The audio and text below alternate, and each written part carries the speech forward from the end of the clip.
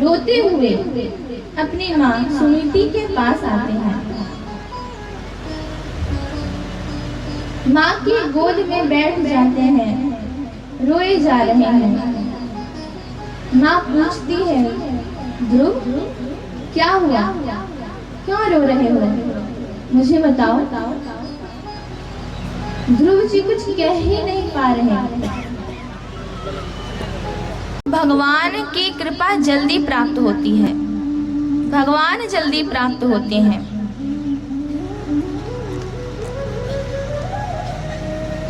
और यह जो हम कहते हैं कि भक्ति तो बुढ़ापे का काम है, कहते हैं कि देखो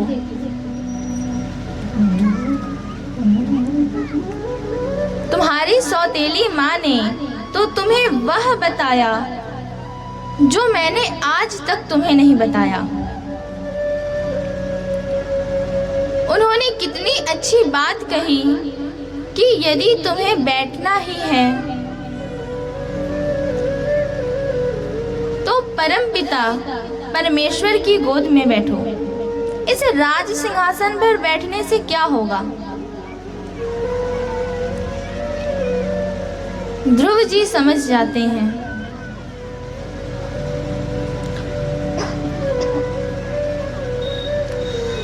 5 वर्ष के ध्रुव जी घर का त्याग कर देते हैं। रात्रि में वन की ओर चले जाते हैं। तभी देवर्षि नारद साधु का वेश बनाकर आते हैं।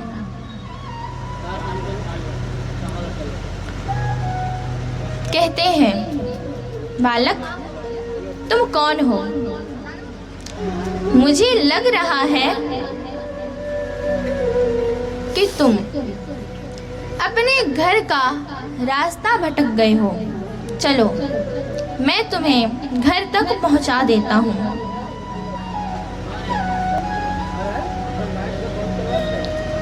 ध्रुव जी कहते हैं, नहीं नहीं, क्या हुआ? मैं घर का मेरी सौतेली माँ बताते हैं कि किस प्रकार से ध्रुव जी के साथ उन्होंने व्यवहार किया।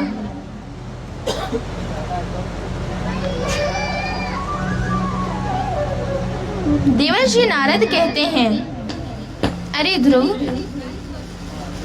तुम इतने छोटे हो और अभी से तुम्हारे हृदय में यह है कि अपमान और सम्मान, देखो यह ठीक नहीं। देवर्षि नारद तो यह जानकर कह रहे हैं कि उनकी भक्ति पता चले। ध्रुव जी कहते हैं,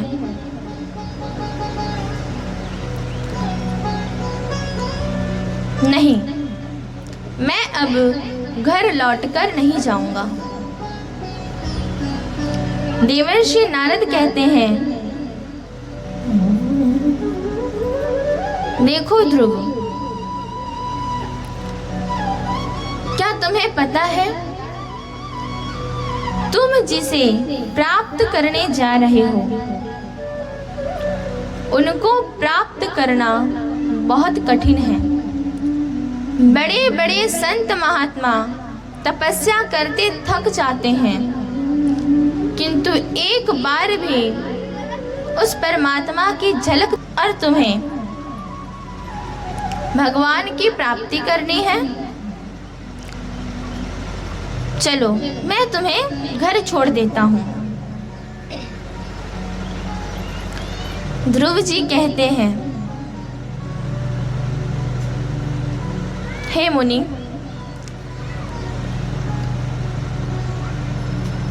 मैं जानता हूँ कि उनको प्राप्त करना बहुत कठिन है, किंतु मैं ये भी जानता हूँ कि मैं जिनको प्राप्त करने जा रहा हूँ वो मुझे अवश्य मिलेंगे। ये मेरा विश्वास है। 5 वर्ष के ध्रुव जी के हृदय में भगवान की प्राप्ति के प्रति इस प्रकार का प्रेम देखकर देवर्षि नारद बहुत प्रसन्न होते हैं। कहते हैं, बालक,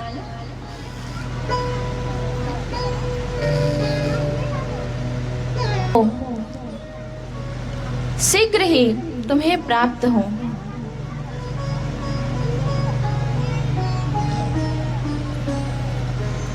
तुम वृंदावन चले जाओ। वहां एक मधुवन नाम का वन है, वहां जाकर तपस्या करो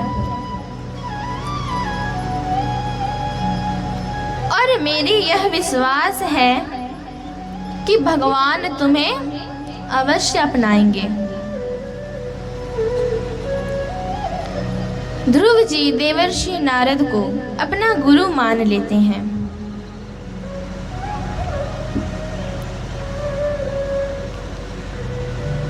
और मधुवन की यात्रा करते हैं। किंतु हम क्या करते हैं? यदि हम वृंदावन गए, हमने किसी से पूछा कि बिहारी जी तक जाने का रास्ता कौन सा है, उस व्यक्ति ने हमें बताया कि इधर से सीधे चले जाना, राइट चले जाना, लेफ्ट चले जाना तो बिहारी जी का मंदिर आ जाएगा। तो अब हम उसी को बिहारी जी मान लें। वो तो एक प्रकार से हमें मार्गदर्शन करा रहा है, वो मार्ग तो नहीं, मार्गदर्शन करा रहा है। उसी प्रकार गुरु हमारा मार्गदर्शक है, भगवान तक पहुंचाने का रास्ता है, भगवान नहीं। गुरु मार्गदर्शक है, मार्ग नहीं। कहकर तपस्या करते हैं। दूसरे माह में फल खाना छोड़ देते हैं, केवल पत्ते खाकर रहते हैं। तीसरे माह में पत्ता खाना भी छोड़ देते हैं, केवल जल पीकर रहते हैं। चौथे माह में जल पीना भी छोड़ देते हैं। जैसे ही 5वां माह आता है, वे श्वास लेना भी छोड़ देते हैं। उनके श्वास ना लेने से संपूर्ण त्रिभुवन का श्वास रुक जाता है। सभी देवता भयभीत हो भगवान विष्णु के पास जाते हैं, प्रभु हमारी रक्षा करो, हम मर जाएंगे, हमारा श्वास रुक गया है, हम क्या करें? तब भगवान कहते हैं, देवताओं, आप चिंता मत करिए, यह तो मेरे छोटे से भक्त ध्रुव की तपस्या है। मैं अभी अपना दर्शन देकर उसे उस तपस्या से मुक्त करता हूँ। गरुड़ पर सवार हो भगवान श्री कृष्ण मधुवन आ जाते हैं। ध्रुव जी के सामने खड़े हैं। मेरे ध्रुव जी भगवान की जो छवि है उसे अपने हृदय में धारण कर रखे हैं। नेत्र बंद करके उन्हें देखे जा रहे हैं। भगवान उनकी जो छवि थी उनके हृदय में उसे चुरा लेते हैं। ध्रुव जी भयभीत हो जाते हैं और नेत्र खोल लेते हैं तो सामने भगवान का दर्शन होता है। बोलिए भक्तवत्सल भगवान की। भगवान के चरणों में गिर जाते हैं। ध्रुव जी को भगवान अपनी गोद में बिठा लेते हैं। उन्हें सहलाने लगते हैं।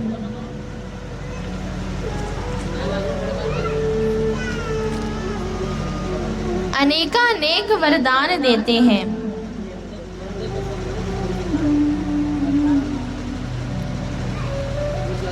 कहते हैं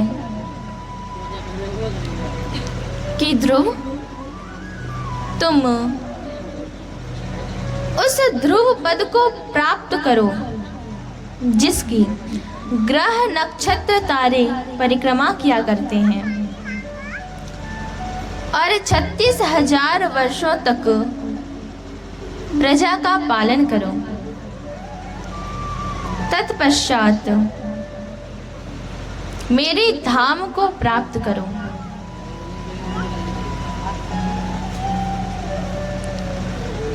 अब ध्रुव जी यह सोचते हैं कि काश मुझे भगवान की कोई स्तुति आती तो मैं उन्हें सुनाता। मुझे तो कुछ भी नहीं आता। ध्रुव जी के हृदय के भाव को जानकर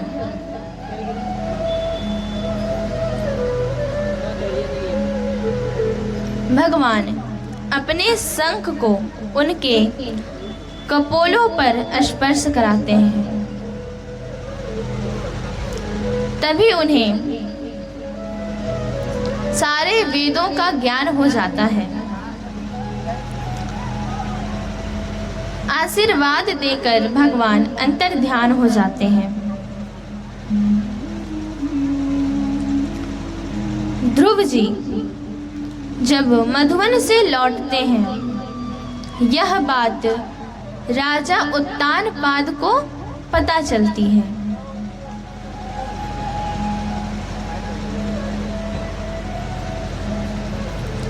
तो राजा उत्तानपाद अपने महलों को दुल्हन की तरह सजा देते हैं। रथ लेकर निकल जाते हैं। सामने से आते हुए 5 वर्ष के छोटे से ध्रुव जी दिखलाई पड़ते हैं। उन्हें उठाकर गोद में ले लेते हैं।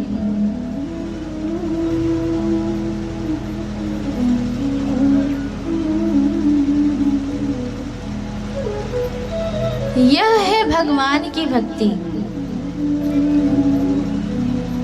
एक समय पे ध्रुव जी ने जब पिता की गोद में चढ़ना चाहा तो उनके पिता ने उन्हें अपनी गोद में नहीं बिठाया। और आज भगवान की भक्ति कर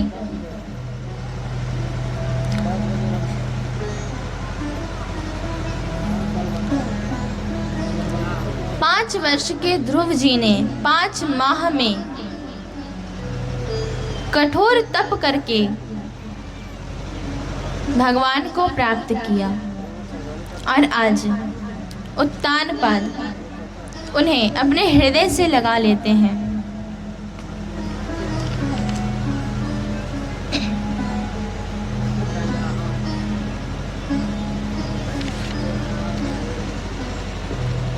आप यदि भगवान को कुछ भी कहते हैं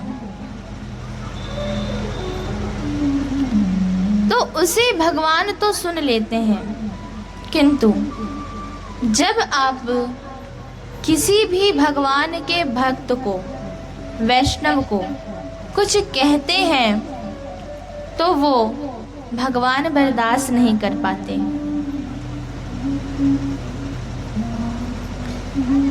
कहते हैं एक पाप को भगवान कभी भी माफ नहीं करते।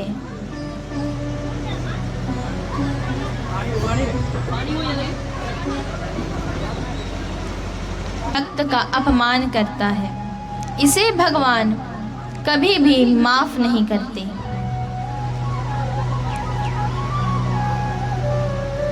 तो भगवान तो केवल भक्तों के ही वश में हैं और किसी के वश में नहीं। यदि कोई भक्त उनसे अत्यंत प्रेम करता है तो उसके लिए भगवान झुक जाते हैं।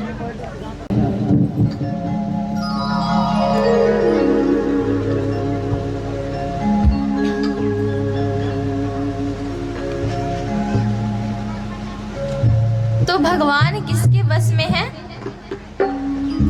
केवल अपने भक्तों के, और किसी के वश में नहीं है भगवान। यदि कोई चाहे कि हम भगवान को अपने धन से प्राप्त कर लें, अपने बल से प्राप्त कर लें, तो यह संभव नहीं। बड़े बड़े ज्ञानियों का ज्ञान तुड़वा देते हैं, बड़े बड़े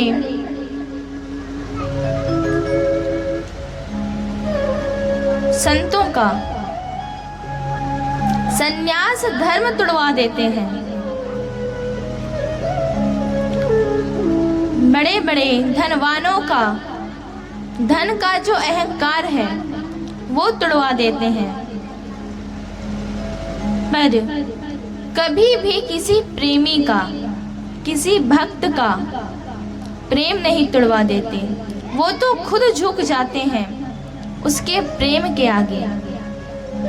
तो प्रेम भी हमें उस प्रकार से करना पड़ेगा, तभी भगवान हमारे वश में होंगे।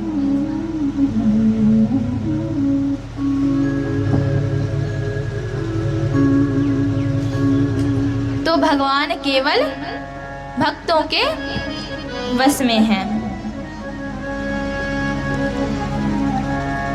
भक्त के वश में है भगवान, भक्त के वश में, भक्त के वश।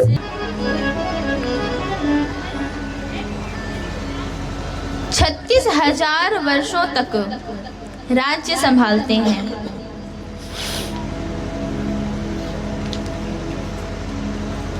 जब एक दिन संध्या वंदन करके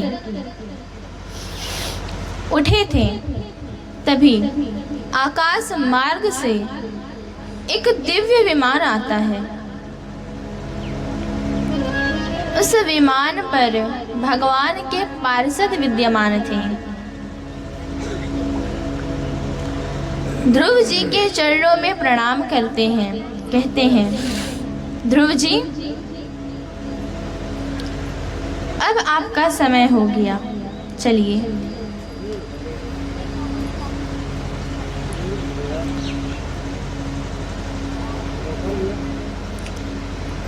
ध्रुव जी उस रथ पर बैठ जाते हैं। वह रथ कुछ आगे जाता है, तभी ध्रुव जी कहते हैं,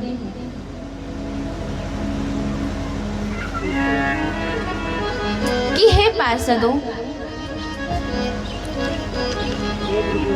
आप तनिक रुक जाइए। मेरी जो माँ है, जिनके कारण मैं भगवान को प्राप्त कर पाया, उस ध्रुव पद को प्राप्त कर पाया, मैं उन्हें लिए बिना कैसे जा सकता हूँ। तब भगवान के पार्षद कहते हैं, हे ध्रुव जी, आगे देखिए, आगे जो विमान जा रहा है उसमें आपकी माँ विद्यमान है।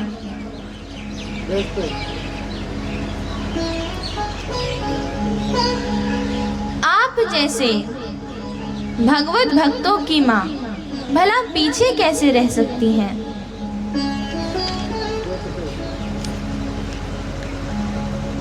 कहते हैं वह कुल पवित्र हो जाता है, माँ कृतार्थ हो जाती है, वह भूमि तीर्थ हो जाता है।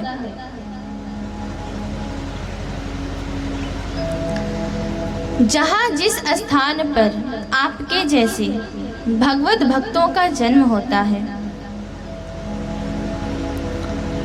ध्रुव जी ने त्रिलोकी से ऊपर सप्तर्षि मंडल को पार कर ध्रुव प्रद को प्राप्त किया और भगवान के धाम के अधिकारी हुए। देवता जय जयकार कर पुष्पों की वर्षा करने लगे। बोलिए भक्तवत्सल भगवान की।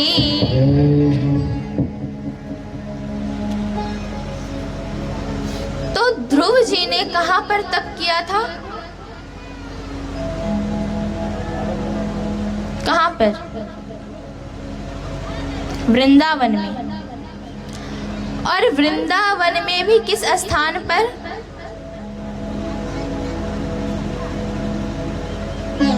इसका मतलब आप ध्यान से नहीं सुन रहे, किसी चीज का उत्तर नहीं।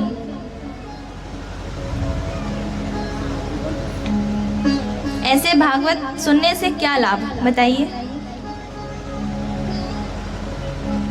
आप कुछ उत्तर देंगे तभी तो आपको लगेगा कि हमने ध्यान से सुना, हमें लगेगा कि आप ध्यान से सुन रहे हैं।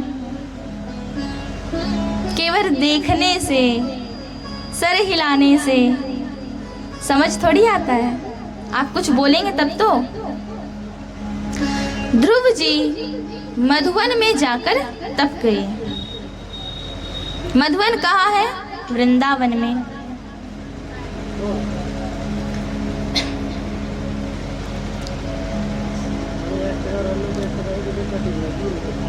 कहते हैं उन्होंने नस देखी हमारी और हमें बीमार कह दिया। उन्होंने नस देखी हमारी और हमें बीमार कह दिया। रोग हमने पूछा, अजी रोग क्या है हमारा? तो कहा कि जैसे किसी को विटामिन की कमी होती है तो तुम्हें विटामिन वी की कमी है, यानी वृंदावन की। उन्होंने नस देखी हमारी और हमें बीमार लिख दिया। रोग हमने पूछा तो वृंदावन से प्यार लिख दिया।